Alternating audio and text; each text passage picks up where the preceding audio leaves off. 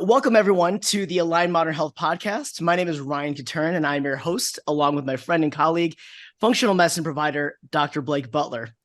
We believe that our bodies are capable of doing amazing things. However, whenever we're faced with health challenges, it can be hard, frustrating, and sometimes feels impossible to find the answers to help us get in the right treatment plan so we can get back to doing the things that we love and living life to the fullest.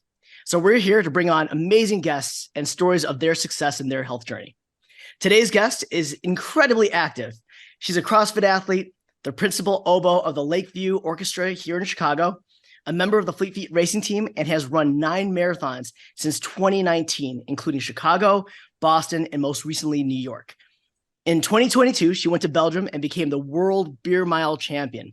That is a real thing. However, soon after, she started experiencing symptoms of extreme fatigue, unable to keep pace with her runs in life, but to the point of literally not being able to scroll through her phone and get out of bed. After seeing a number of providers and consistently being told that she was fine and she should just stop running, she was referred to functional medicine at Align Modern Health. There, she was able to get the answers she needed and get back to her dynamic life. Please welcome our guest and friend, Melanie Pozdol. Hello. To our guests joining us today on this live recording, if you have any questions, please type them in the Q&A below, and we will get to them at the end. So welcome to the show, Melanie. I first want to say thank you for sharing your story with everyone. I know it's not easy for people to share their health journey, but I also know it's incredibly important to you to share this with other people like you and in your community. So thank you. Yeah, thank you so much, Ryan. I feel so grateful for this opportunity to be able to, use my Beer Mile champion platform, but just to kind of share what I've gone through and hopefully inspire others if they're feeling kind of out of sorts, or just to have like a look at their own health and kind of keep that in mind. Yeah, I love that you have that thought in mind and that you want to share this. This is just really, really wonderful. So I do say people like you a little loosely because I know we're all not beer mile champions. So I guess let's start there, since this is the platform that we're starting from. For our audience that don't know, what is the beer mile event? Yeah, so the Beer Mile is a actual event where there is an actual world championships. I am like still relatively new to the Beer Mile, but essentially what it is where you chug a beer and you run a lap on a track, and you do that 4 times. And it's usually something that running teams do kind of like at the end of the season just for fun. And so I ran my first Beer Mile in 2021, sort of an underground Fleet Feet racing team situation, and found that I was actually quite good at chugging. So it was like me, a couple other gals, and then like a bunch of dudes. And I kept catching all of the guys during the chugging part. So I knew that there was some potential there. And over the course of several Beer Miles, I was recruited to Team USA, and then ended up in Belgium. And I actually was the 3rd female to cross the finish line, but the Beer Mile has a lot of different rules. And so first place and second place ended up getting disqualified just based on some of those rules. And so I was champion. And then I represented Team USA again this year at the World Championships, and took 3rd place and set a new personal best. So I was very excited about that. That's incredible. That's so nice of you to even add that disclaimer in there. Look, you are the champion in all of our eyes, so please accept that. Um, but you do more than just the Beer Mile, right? I mean, obviously, I covered a little bit of that in the introduction. So what events do you train for, and kind of tell us about a little bit about your lifestyle? Yeah, so I live a very active lifestyle. Um, just being active has always been a part of my life. Um, I guess maybe I'll more so start with music. I've been a musician since the age of 5. Started playing violin when I was 5, oboe when I was 10. My degrees are all in music. And then I actually had a full-time performing job as the principal oboist of an orchestra in Montana for several years. And while I was living in Montana, I got very involved with CrossFit. And I sort of like now reflect on that time of my life, my alter ego being CrossFit Melanie, when I was like, always all about go one more and like go hard and, pound that iron and stuff. But actually, it was a friend of mine from CrossFit here in Chicago, because after I made a career change in 2016. And so a friend of mine from my CrossFit gym was running the Chicago Marathon, and I thought I could do that because I've always really loved running. I just, did it for fun. So I entered the lottery in 2019, and fate chose me, and I got hooked up with Fleet Feet and Chicago Endurance Sports, and pretty much just like didn't look back. And so, I mean, I think we'll probably get into it a little bit more, but definitely have gone through the challenges of trying to juggle CrossFit with endurance training. Um, and because I love doing both, but I think I wasn't necessarily doing it in a healthy way, which led me to some of my health challenges. But yeah, aside from CrossFit and endurance sports, oh, well, in the beer mile, yeah, I've run a bunch of marathons, most recently the New York City Marathon. And my goal for next year is 0 marathons. But I did sign up for a Spartan obstacle course race, and I'm also eyeing I'm eyeing a trail 50K. So trying to pivot, but the real goal is just going to be to kind of have a more sustainable lifestyle and ensure that my health is my top priority. That's amazing. For a second there, I was thinking, oh, she's taking a break. No, we're just switching lanes. I like love pickleball too, so that's like part of my life these days. Of course, I wouldn't put that past you. So of course, all right. So as we've covered, and we're hearing now, you're incredibly active. I can't imagine you taking a day off or having many days off. I know we even talked about our training plan, and you just don't seem like someone who skips a day. So when I see you, truly, you're smiling all the time. This is what we're seeing here, everyone, is what I see every single day when I see Melanie. Truly, super vibrant, smiling, super social. So how was it when you did start feeling symptoms? Like, did you attest it to something else, or just how was that like? Yeah, I think maybe I should go back, like go back to the pandemic, or maybe even before that. I guess really, I think the foundation of some of my struggles relate back to just nutrition and proper fueling and body image. I think all of those are very much intertwined. When I started CrossFit, I feel like CrossFit is generally a great place, where you have a lot of strong people, but there are also kind of some food rules, I guess you could say. Um, so when I first started CrossFit, I heard all about the paleo diet, so thought that carbs were bad. Or, these carbs are good, but those carbs are bad. And I remember going home to visit my parents, and my mom was like, I don't even know what to cook for you anymore because you just have such specific rules. So transitioning from kind of this, very this thought process of having like these foods are good, those foods are bad, or I can only treat myself to something if I did a CrossFit workout. Taking that mentality and starting marathon training was like, it worked for a while. I definitely realized when I was training for my first marathon that, okay, fine, I guess I can eat pasta, or like I should eat some more bread because I'm, hungry all the time. But I think where things kind of took a turn was during the pandemic. Um, I think just in general, most people, we didn't have a lot to do. And so for me, I turned to running, and I was running a lot. And I also just think sort of like being at home all the time. I don't know if I'm the only person who felt this way, but like you're looking at yourself on Zoom all the time or in the mirror all the time. And so I just, was thinking to myself, oh, like, I need to not eat as much because I know that I'm going to drink a bunch of wine later tonight with my parents. So I'm like saving my calories, just like crazy things like that. Or just wanting to feel like as lean as possible. So I definitely think that I developed some poor disordered eating habits, or, kind of more so expanded upon those during the pandemic. And during that time too, I was exercising a lot because there really wasn't much else to do. But I think it was like generally fine because at the time I wasn't really able to go into a CrossFit gym. So, it was just lifting some weights at home or whatever. So I guess fast forward to 2021. And I realized that I just wasn't feeling my best all the time. And so one of the Fleet Feet coaches said, well, are you eating a meal right after your workouts? And I was like, no, should I? Should I be doing that? And she said, yes, like anything will do. So started doing that, felt better. Another friend also suggested to me, like, hey, you're very active. Maybe you're just not eating enough calories. So then I went down the whole journey of tracking my calories on MyFitnessPal. Just became very obsessed with that. Do not recommend that at all. So by the time, um, you know, so a lot of that like obsessive calorie tracking was taking place while I was training for the Chicago Marathon in 2021.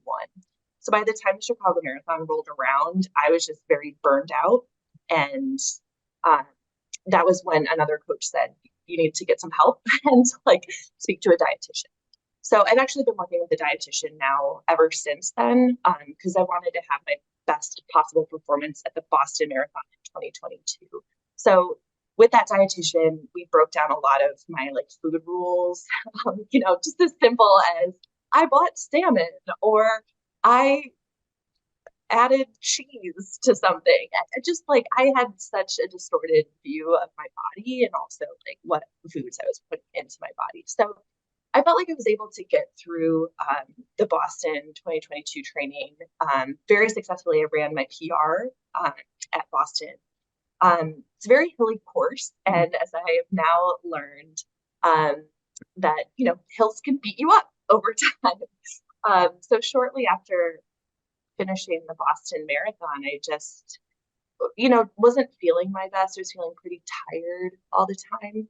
I went in, I don't have a primary care doctor at the time in the city. So I went to immediate care and said, I don't feel quite right. I don't know if I've had COVID at some point because, you can have it without symptoms. So I don't really know what's going on. I just feel off. I remember the doctor looking at me and like basically rolling her eyes and being like, female athlete comes in complaining of fatigue. She was basically just like, we'll do a normal blood panel and get you checked out and just stop running so much. And I was like, okay. So just from there, I continued to maybe not totally feel my best. It was then like that summer of 2022 when I did end up getting COVID.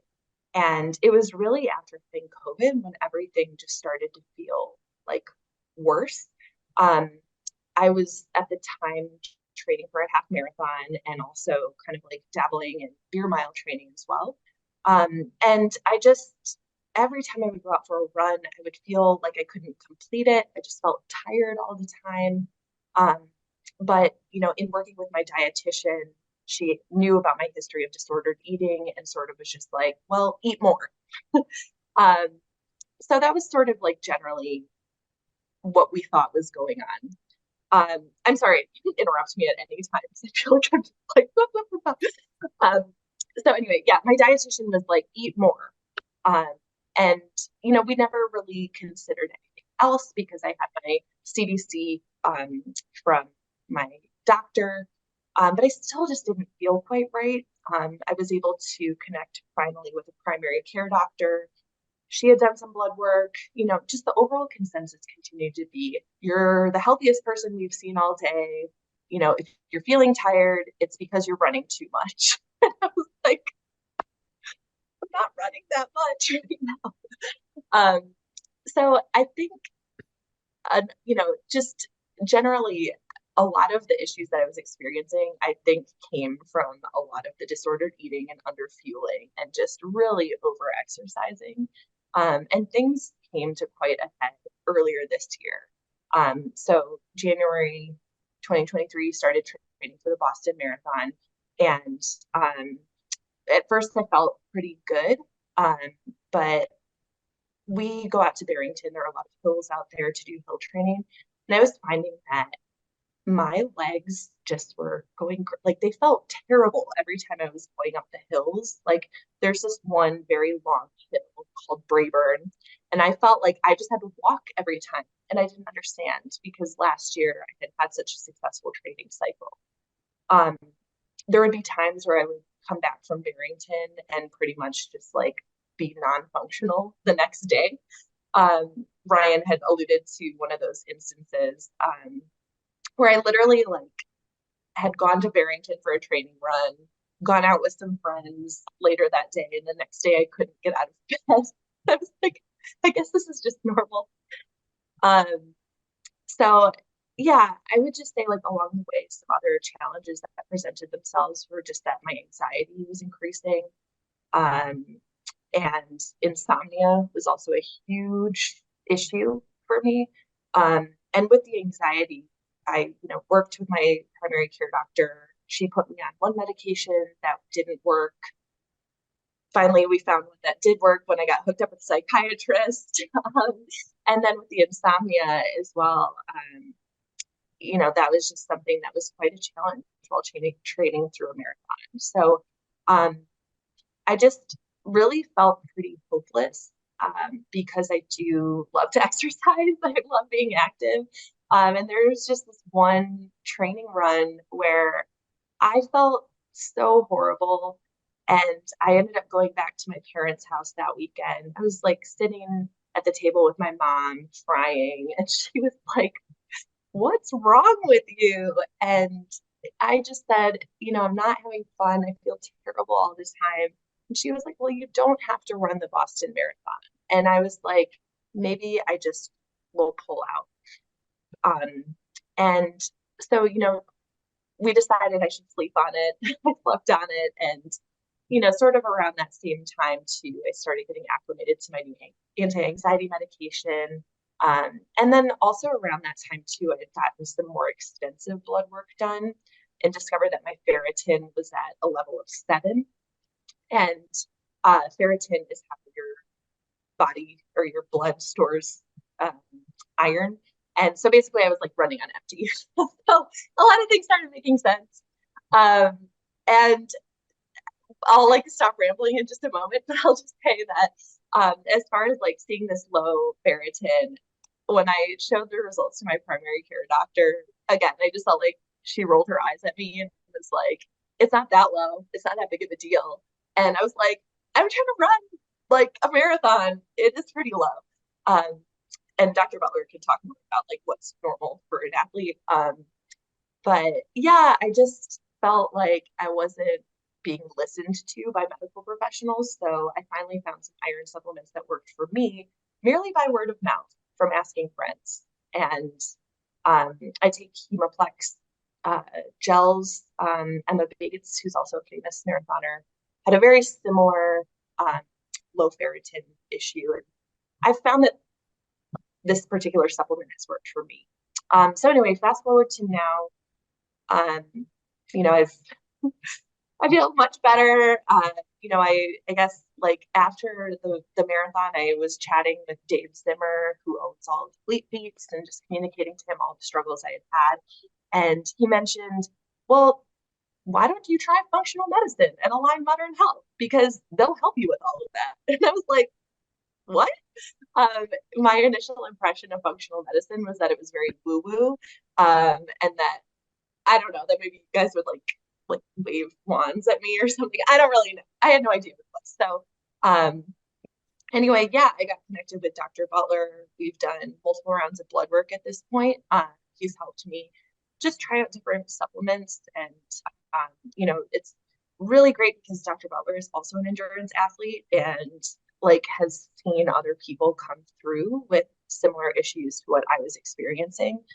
Dr. Butler works with my dietitian or has met with her to just discuss some dietary needs, and then also knows my running coach. So I feel very supported. I feel like, it really truly does take a village, but, I feel thankful that we've been able to identify some different things to really help me out. I also want to, shout out to my psychiatrist, my cognitive behavioral therapist, my actual therapist. So yeah, my dietitian, running coach truly takes a team. But I just to finally wrap up is just I really hope that my experiences, like maybe this kind of resonates with other people who have felt similar things, but just that that there are professionals out there who will listen to you. Okay, sorry, that was a lot. That was beautiful. No, and honestly, that was so. I love how honest and real that was. I first of all, shout out Dave Zimmer. Thank you, Dave. But also, let me ask you, and how much of that were you kind of like self-diagnosing, going down the WebMD hole? Did you go down that path? Yeah. So I guess the other piece, this is just now that I'm am feeling better. Sometimes, when something terrible happens to you, but you block it out. I'm I remember this time last year, I thought I had long COVID. So yeah, I was on long COVID message boards. I downloaded this audiobook by this, I think his name is Jez Medinger, former endurance athlete who has long COVID. So was listening to that. I actually got an appointment with the long COVID clinic at Northwestern University, though they drew a bunch of blood from me in February. And then I didn't know they were doing blood work, but then we had mile repeats that night. So I got a bunch of blood drawn and then ran mile repeats. And I think that's what even put me further down in, in the hole. So, hot tip, don't get blood drawn and then run a really tough workout. But yeah, I was definitely going down a rabbit hole of I don't know what's going on. And as I mentioned too, my dietitian has been really amazing, but we were just looking at all of this through a lens of my disordered eating habits and just assuming that I wasn't eating enough. And so really another thing that I implemented for myself while training for the New York Marathon this year was just asking Maddie, my dietitian, what are the macronutrients that I need? And so for about a month or two, I was tracking my macro intake and realizing how protein, I wasn't getting enough protein. I wasn't getting enough carbohydrates. And I'm just this is crazy to me. How much I've been underfueling my body when I can think back to Boston 2022 or Chicago 2021, when very often I was doing running workouts.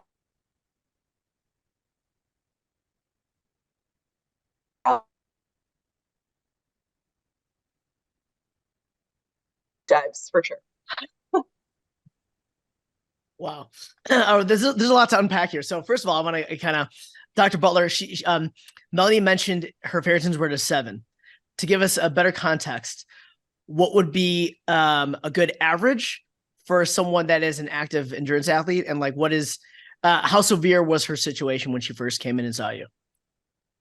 Thank you, Ryan. Yeah, as an endurance athlete, Melanie, 7 is relatively low. I think we have to be mindful of the context and the situation. You need to perform and you need to train and respond to that training. So 7 is very low. I want to see a level of ferritin at or above 30 at a minimum, and I'd like to work towards 60 to 80 as a good benchmark. We can see that improve over time and we can function well between 30 and 80, for example, but I want to see positive trends as we initiate change. And we want to be mindful about not overdoing it with iron. If ferritin is too high, that could be a sign of inflammation. That could also be a sign of other underlying concerns. So ferritin is an important metric. I generally test it on everyone, but specifically with endurance athletes or athletes in general, and I believe we're all athletes to a certain extent, I think we have to be really mindful and intentional about oxygen and how it influences our body, our brain, our muscles. All these things that we need to perform at any level are really influenced by ferritin, iron, and specifically ferritin when testing, because we can see normal iron levels yet a low ferritin. We can also see a non-anemic trend with iron deficiency or low ferritin. That's especially common in endurance athletes. So that's where you kept getting the response, everything looks good, you look very healthy. If the CBC comes back normal, which is a complete blood count, looking at red blood cells, hemoglobin, hematocrit, things that indicate whether or not you're getting oxygen, you're oftentimes written off. And we find that ferritin testing really gives us the chance to understand whether or not you need clinical support and what that support should look like. And Melanie had great support coming into our first visit. She had done a lot of work. She has an incredible team surrounding her. So my job at that time was relatively easy because she was working with really great providers.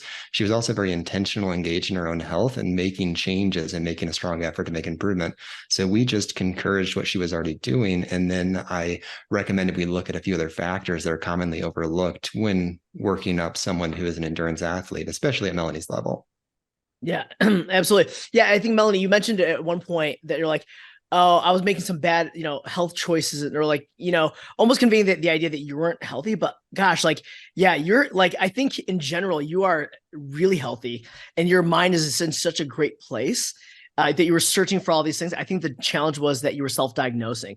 I think that's a problem that all of us have. I mean, we have the fact that there's WebMD that exists allows us to, and there's so much content right on X and Instagram and whatever we want. Like there's so many answers out there. I mean, there's a reason why keto and all these different nutrition trends are out there and so popular. But like, again, the guidance, I think, from having any kind of provider with you, I think you actually did the right thing, like in terms of like finding different providers to guide you. So actually, how common is Melanie's situation, Dr. Butler? And like, and then how does that happen? How did her ferritin levels get that low? Yeah. So as it relates to how common iron deficiency or low ferritin is in the endurance athlete, I'm pulling here from a study looking at a large number of athletes, specifically half marathon and marathon runners. And we find that 47.6% of female runners show iron deficiency. That's nearly half. And my assumption is that nearly no one is getting tested for iron deficiency when performing general lab workup with their primary care physician. And it's not because the primary care physician is doing anything wrong. They just may not know to test because this is a specialized environment and there's some nuanced components to understanding how to work with an athlete. In males, we see about 15% respectively. So it's relatively common and often overlooked. And in every athlete that I work with, I almost suspect that we're going to see the need to support ferritin just because I see it so often. And there's a reason people come to see me because they're not feeling their best. And when Melanie saw me, she felt off. She was doing a lot really well. And I think she had done some incredible work, but we had to make some small adjustments and just tweak a few things to really work towards making that improvement that ultimately led her to feeling like herself, which was the real goal. However, I want to really go back and thank you, Melanie, for your vulnerability regarding your relationship with food and body image. I think that's really important for people to hear. And I think that work that you've done with your dietitian is more important than any work that you and I have done together. And the work that you continue to do on that front is going to really allow you to be really healthy and happy in endurance athletics going forward. So I think that's something that I want to really highlight clinically. We have all these incredible tests. We have all these incredible things we can look at and do from a data standpoint, but we really have to understand how to support our relationship with life, food, all these things that we interact with so we can do this in a way that's healthful and sustainable. And I think that's really key to the story. That stood out to me at a very minimum. So I'm wondering, Melanie, as you continue to have that conversation, your nutritionist, your dietitian in particular, I assume they're just going to be a part of your core team going forward. Is that how you feel? Yeah, so she and I just met earlier this week, and at this point, we're kind of just on maintenance mode. But I, like as I was going throughout this process, I mean, I got down to a weight that I shouldn't be at all in the pandemic, and so like as the years passed on, especially last year, I remember complaining so much to my friends, like, oh, I've gained weight, or like my boobs feel bigger. And I sort of am like at this point where like I just know that this is where my body wants to be. Like I have sleep issues when I haven't eaten enough that day. And one other thing that we like kind of really worked on for New York in particular was that previously I had been adjusting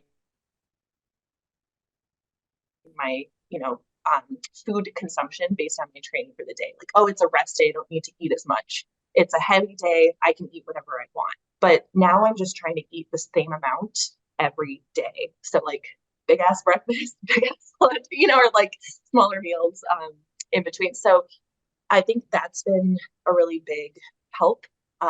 Shoot, there was something else that I was just going to say along those lines, which I'm sure will come back to me. But yeah, I mean, I also think just part of it is like as I get older, I definitely reflect back on like how I was, I don't want to say like beating my body up, but like in my 20s when I was going to CrossFit 4 to 5 times a week. Um, I think maybe the body could handle, maybe this is wrong, but maybe I was just a little bit more resilient. But now I'm 35 and I just feel like my body is a lot more sensitive to um, some of the stressors that I put on it. And I just remember being in my mid 20s and my 30 something CrossFit friends would always say, like, enjoy it while it lasts. Like, your body is gonna, change as you get older. It'll get harder to do all these different things or, just adapt. And I was like, whatever, that'll never happen to me. But I definitely just find that as I get older, you really do have to pay more attention to those things and figure out what works best for your body. I think that's a really good point too regarding stress. That's actually something that we looked at in great detail when you and I started working together. We know that stress, specifically stress hormone cortisol, fluctuates with training. And I look at exercise as a good form of stress in many ways, but we have to balance that with the appropriate food strategies, the appropriate rest and recovery strategies. And we have to be mindful about each person and where they stand. So we looked at some stress specific testing. We looked at how that influenced your thyroid function. And we saw that there was a breakdown in your stress response to a mild degree. And we saw an impaired thyroid function, not to the extent where there was a condition or disease state, but to the extent where it may influence your energy and recovery. So if we consider the training as a stressor, even a good stressor, we know that's going to put you in a fight or flight type response more frequently. We call that sympathetic tone. We've got to then work out or exercise the parasympathetic tone, the rest and digest response. And we do that by really prioritizing recovery. We also do that by fueling our bodies. So if you're not getting enough fuel, for example, protein, you're not fueling your adrenal glands and you're not going to recover from your workouts. You're not also going to perform at a high level because once that starts to break down, we can start to see difficulty with cardiovascular function, respiration, or breathing patterns may change. We can see high blood pressure in someone who you wouldn't expect to see high blood pressure, and that's due to these mechanisms. I'm also on high blood pressure medication. I forgot to mention that was part of all of this too. Probably don't need to be on it anymore, but yes. No, but these are all things that we tend to see over time. And I think some of the experiences you had working out at a very high level, at a high intensity for some time years ago, may have set the stage for some of these changes to occur because iron requirements increase when we place more demands in our body. So we know that we tend to see iron deficiency more so in those who are active. We also know with running in particular, we see red blood cell breakdown, and iron is an essential component of hemoglobin, which carries oxygen to our bodies. So when you create this pattern in which you have red cell breakdown, iron loss, we tend to see a lack of oxygenation. And that's where I think in your case, things really started to move in the wrong direction. And that's hard to diagnose. So kudos once again, like Ryan mentioned, you worked to figure this out. You worked with many providers, and I think that's often necessary. But the hope is to have this conversation to say, if you're an endurance athlete, talk to your trusted physician about testing ferritin, an iron panel, and more comprehensive thyroid markers beyond just the thyroid stimulating hormone. It can really teach us a lot. And when interpreted well, it can make all the difference very simply in some cases. Oftentimes, if we catch these trends early enough, it's as simple as increasing iron uptake from a dietary perspective, supporting absorption, or giving supplementation to meet the demands that that individual places upon themselves. Well, and I think the absorption piece is something that I knew nothing about until I went on this journey. Because, the initial blood work that I'd done was actually through a company called Inside Tracker. But I will say that what appealed to me about functional medicine was having a doctor, so Dr. Butler, on the other side of the blood work, like explaining everything to me versus just like looking at an app and trying to, again, self-diagnose. But one of the things that I never knew about all of these different nutrients is how different nutrients interact or how they can conflict with absorption. So like if you are eating a steak with like cheese on top, I don't know why you would do that, but the calcium can block the absorption of the iron. And so like you're not necessarily, and Dr. Butler, please cut it if you could maybe have a better example. But if you're having an iron-rich breakfast but drinking coffee at the same time, the caffeine is not gonna it's gonna block some of that absorption. So I think just a general awareness of some of that as well. I mean, I'm kind of weird that when I take my iron supplements, I take them in the middle of the night because I know that I'm not going to have any food interfering with the absorption. Um, so yeah, just like when I wake up to use the bathroom, I'll like take my iron supplements. Every other day is my frequency, but yeah, just that was another thing that I never knew about. You're being incredibly thoughtful with everything that you're doing, which is, I think, is really, kudos to you and your journey that you're on.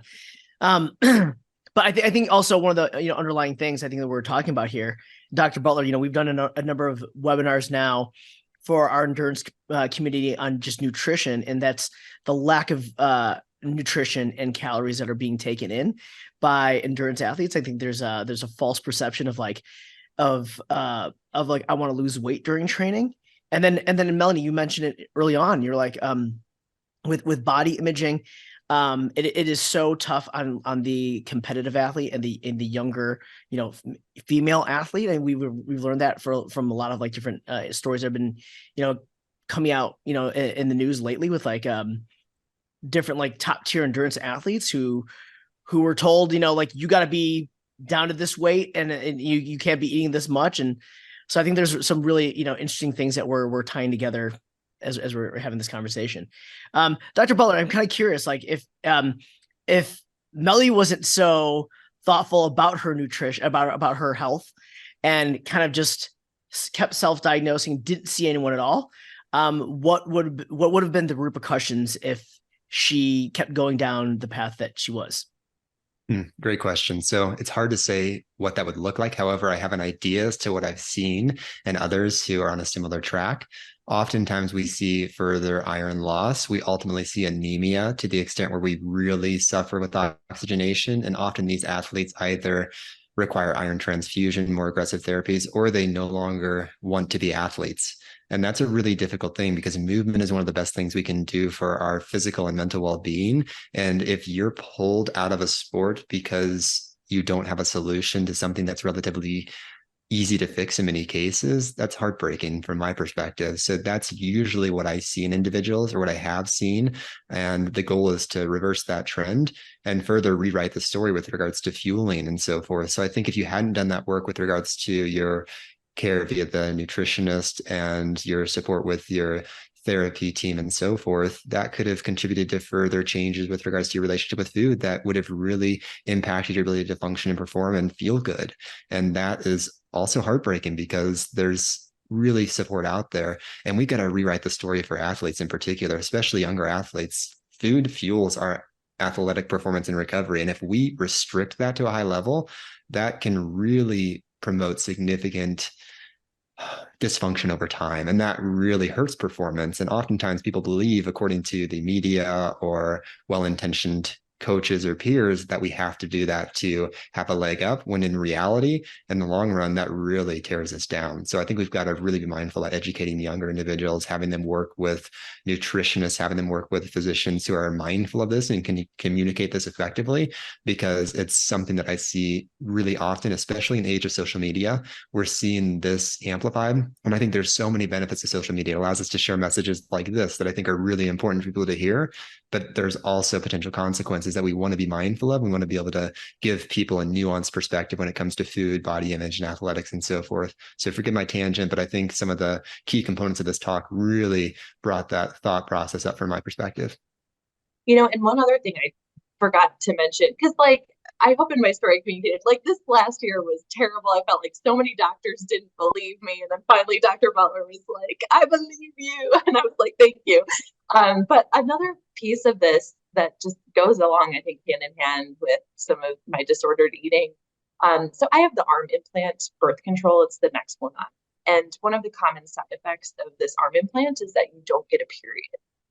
So very common to not get a I did not have a period for 7 years because I've gotten the next one on, or I've had it, in one form or another over the course of 7 years. Then, all of a sudden find out about this low ferritin, start taking iron, start just like eating more because that's what I was doing to feel better. And I got my period for the first time in 7 years in June. And it was like so wild. And I've, discussed this with Dr. Butler too, because I think my body was just like readjusting to some of the deficiencies that I had. And so now I like do get a period. So I'm sort of like, are the next one on people conning us when they say that not having a period is normal?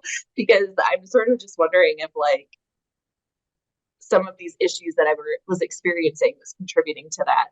And just as like a very slight tangent, it was like very abnormal throughout August, and I had it almost every day. So for somebody who has low ferritin, trying to raise that level and like bleeding almost every day was pretty terrible. But we got there. Wow. I think Yeah. Sorry, that's too much. But, no, that's very. Go ahead, Blake. Yeah, I think it's really interesting. It tells us that your baseline has changed. Your health parameters internally regarding your internal function has changed, and that's going to change how you respond to external input, which is what the ARM plan is essentially. It's an external input to modify hormonal factors. But when you have a different baseline, you're going to have a different response to these external factors. And if anything, it's probably a good indication that your natural hormone regulation is improving. I know it's a difficult transition, and those symptoms are not fun by any means, but I think there's some truth to the fact that it's a result of a lot of really positive changes that you're making in your body. And that's how I interpret that. Obviously, when you experience that, you want to work with your healthcare team. You want to understand why that's going on, if that is potentially normal. I know, of course, you did that. We've had these conversations. You're working with other healthcare practitioners, but I'm glad to share that too, because that can be scary. If you're making changes and you're feeling really good, yet you start to see something that you don't expect, that's alarming, at least from my perspective and via my experience, it can be personally, but in reality, in this situation, it's probably a good indicator of improvement. Yeah, I think so too. That is. Melanie, how are you feeling now? How are you feeling today? And like, do you still feel symptoms? Like where are you at? Well, we just got some blood work done, and my ferritin, I'm pleased to say, is now at 52. So I definitely feel more like myself. Really, my goal for the New York City Marathon was to just kind of have a sustainable build and like essentially feel like a normal person, be able to do my training, be able to hang out with friends, be able to go on dates and like not feel like shit all the time. So yeah, I was able to do that. And the true goal, aside from like having sustainable marathon build, was also just to qualify for Boston so that I could then run it on my birthday in 2025. So it's on my birthday in 2025. So I accomplished that goal at the New York City Marathon. So come join me in Boston 2025 with a big old cake. But yeah, otherwise I definitely just feel way better. I've been noticing as I've been getting back into some training recently that some of my insomnia has been coming back. But I do sort of just attribute that to like, okay, how much protein did I have throughout the day? Was it enough? Did I have enough carbohydrates? And especially this past weekend, I had a very active weekend with some friends running on trails and then just like, some drinking or whatever. And I think that sort of messed me up for earlier this week and caused some sleep disturbances. So I think it's just, I've been through all of these different challenges, but now I kind of know what to look for and I can spot patterns and say like, okay, well, just make sure that I have a better snack for after a long trail run, or, just keep an eye on what the fuel intake is prior, during. So overall feeling a lot better. And I don't know, just like excited to take 2024 to continue to feel better and spread the message about like making sure everyone gets their iron checked. Yes, absolutely. And yeah, no, that's awesome. I love that you're able to take all the information that you've gotten and that you've learned, and you're able to adjust now. It's not self-diagnosing, but I think that's what we try to do at Align Modern Health. And I hope a lot of other health and wellness providers think the same thing too, is that like we can educate our patients so they know what to do and adjust when things kind of go a little haywire, like you might have experienced here and there. So So that's good. So I think you mentioned some 50K trail and other stuff. What is next for you? What are you training for? What's life look for you for the next year? Come to the Lakeview Orchestra concert in February, lakevieworchestra.org.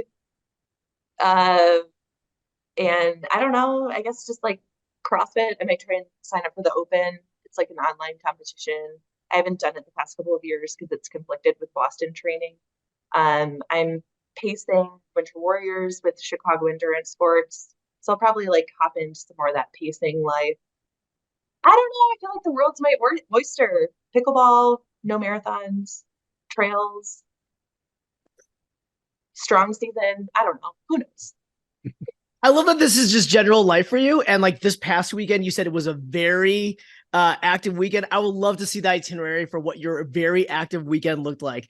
Because everything else sounds like very active to myself. And I'm sure everyone else here too. So for everyone that's in our audience, again, if you have any other questions, go ahead, please type them now into the Q&A below. But before we even get to that, Melanie, I just want to, do you have any advice for our audience who might be experiencing a similar situation as you? For me, I think my experience was just keep asking questions. If something feels off, you're probably like listen to your gut. You're probably right. And I felt so frustrated with the primary care doctor and the immediate care doctor who just like rolled their they didn't literally roll their eyes at me, but it felt like that. So I just kept asking more questions and asking other providers. So I would just say like try to find somebody who understands what your level of activity is. Maybe you might have a friend or a teammate who has a doctor that they really like. Dr. Butler's pretty great, I think. But yeah, just advocate for yourself. Pay attention to things that feel off and don't give up. Things get better even when you feel like you're at rock bottom, and then like you're at rock bottom even more, and then even more. Things will get better. How can you not see that smile and feel like if you're hitting rock bottom, it's gonna be okay. We're gonna get through it. We'll get through it all. So that's amazing. Dr. Butler, what about yourself? Do you have any overlying advice to our audience today based on this topic and everything today? Yeah, I love what Melanie just said. If you feel off, trust your instincts, ask questions, seek care, work with someone who can really look into that with you and who can work through that with you in a way that is appropriate for your circumstances. So I think that's a really key note. Additionally, one thing that stands out about this conversation is that Melanie is really active in many ways. And I love that because I think movement is such a powerful medicine. And I often ask people why their health matters to them when I work with them. And usually it's related to having a healthy yet long life. And movement's probably the best tool to get us there. So when it comes down to it, prioritize movement. You should want to be active so that in the future you can stay active, but also so you can have these wonderful experiences. You mentioned a weekend on the trails with friends. I know Ryan and I have shared many experiences like that, and they're some of my favorite memories. So I think it's really cool what you're doing and working towards. And I think we should really prioritize movement, and movement looks different on all of us.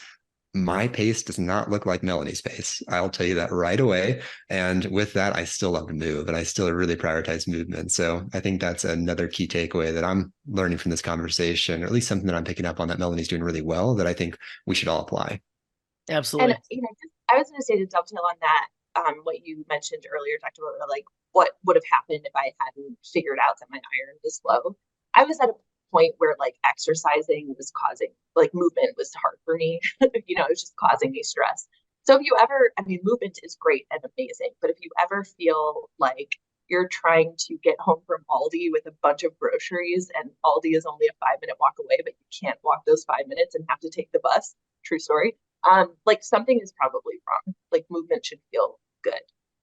Yeah, absolutely. Point. Where you just mentioned Dr. Butler, how you were not the same level of pace with Melanie. I've been to the Boston training where Melanie has run, and Rayburn, and let me tell you, I'm pretty sure I'm pretty sure it's me and my fitness level that makes it so hard. We actually do No, have a question. No, go on. yeah. So what was the question? Yeah. The question is, can low ferritin levels increase anxiety? Oh, great question. The answer, absolutely. So the brain needs a few things. It needs oxygen, it needs stimulation, it needs fuel. Ferritin plays an important role in that hemoglobin oxygen carrying component of our blood. So we need ferritin to drive oxygen to the brain. If your brain doesn't get oxygen, it perceives threat, and that's really scary. So the brain lets us know, and it can really drive anxiety. Ferritin also plays a role in our neurochemistry, specifically our happy hormone synthesis, and we can start to see imbalances that contribute to anxiety, low mood, irritability, and other behavioral changes. So ferritin is one of the first things I look at when someone comes in with a complaint related to anxiety or low mood. Great. I have another question here, and the question is, how can we help our providers understand these issues? I'm facing the same symptoms that Melanie described and have asked for these levels to be measured. My PCP says she does not know what that is. So maybe I'm not presenting it correctly. Ferritin levels, is that right? Yeah, you've got it. Sometimes it's helpful to write it out. And if they're not willing to do that, in many cases, work with a functionally trained provider. You can still maintain care with a PCP. In fact, I always recommend that because as functional medicine providers, we take a different look at things. And I think it's important to have a well-rounded team, but it may be time to try to find a provider who's knowledgeable in testing in more detail if you've asked multiple times. And once again, nothing against any provider in particular. We're all doing our very, very best for everyone. But I do think it's worth a conversation with a functionally trained provider, someone who's maybe familiar with endurance athletes, because these tests are really important in the situation. Yeah. Yeah. And I would just say, like, to add to that, when my level of 7 came back, on the charts or whatever, it showed that 11 is the low end of normal. And then like the high end of normal is, I don't know, something crazy like 200 or whatever. And so my primary care doctor was like, well, it's not that low, but 11 is quite low for an endurance athlete, maybe for like a normal person who's not moving so much. So definitely, just like to echo what Dr. Butler said, somebody who's working with endurance athletes, and things that I actually asked to get additional blood work from my primary care doctor were vitamin D, I think is B12, B6, one of those Bs. Yep, B12 often. Yeah. But definitely having somebody like Dr. Butler who could explain to me what all of that meant. Not saying that primary care doctors don't have that ability, but it was just very valuable to me. Yeah, absolutely. I think there's also the beauty in, and you hear it all the time with, maybe like big injuries, but you'll hear people have multiple opinions, right? I think that's what you do. You go out and you seek multiple other opinions, do what Melanie did, and kind of be relentless about finding the answers that you need. And every provider, it doesn't matter what service that they're offering, usually will do a free consultation where you can explain where your situation is before you ever even go for treatment. I know we do that with Align Modern Health, and that way you don't commit yourself to, treatment or, being billed something. You just talk about what your situation is. And if they don't understand it, then move on to the next person. But I think what Melanie did was a really, was a key example of just being relentless about your health and finding answers. So nice job, Melanie. Well, I don't know if anyone's going to pop up any other questions, but I think that wraps everything up. I just want to say thank you for joining us today and Melanie, and sharing your story with us. We look forward to seeing your journey and wish for many more races and adventures in the future. And in that time, I see another question pop up. So, how do we schedule a free consultation if we want one? Well, I think it's as honestly as simple as, going to whatever website you need to go to, for, whatever provider. I know it with simple as Align Modern Health is calling Align Modern Health or going to the website and just asking, can I schedule a free consultation to consult about my situation before I commit to an appointment. I think that works with us, and I think most practices too. So, and that's really what I did. I sent on the website, signed up for a free consult, talked to some other person at another location, and then was like, I want to work with somebody who works with endurance athletes. And then they were like, this person or this person. And I had already seen Dr. Butler on webinars. So it's like him. Yeah. Awesome. Well, yeah. Well, thank you again, Melanie, again for sharing your story. Truly, this has been amazing, and to share, to be, again, as Blake said, so vulnerable and sharing your full story. I know you felt like you were talking a lot, but I think it adds so much color and beauty to the story. You know, seeing you come out on the other end, so that's really wonderful. And of course, Dr. Butler, thank you for being here and sharing your expertise. It's always a pleasure learning from you. And thank you everyone for joining us today. Keep a lookout for our next episode and all the amazing content that we do produce. We hope that if you take anything away from today, is that there's always a way to get back to doing the things that you love and even more. If you're in need of some healthcare support and are curious about what Align Modern Health can do for you, you can find us again. Look to our website, social media, just search Align Modern Health. Schedule that free consultation with any of our providers in person or via telemedicine. That's where you'll see Dr. Butler here. I'm Ryan Katurin. We hope that you are living your life to the fullest, and thank you for listening. Bye, everyone. Thanks, everyone. Thank you, everyone. Bye. Thank you, Ryan. Thank you.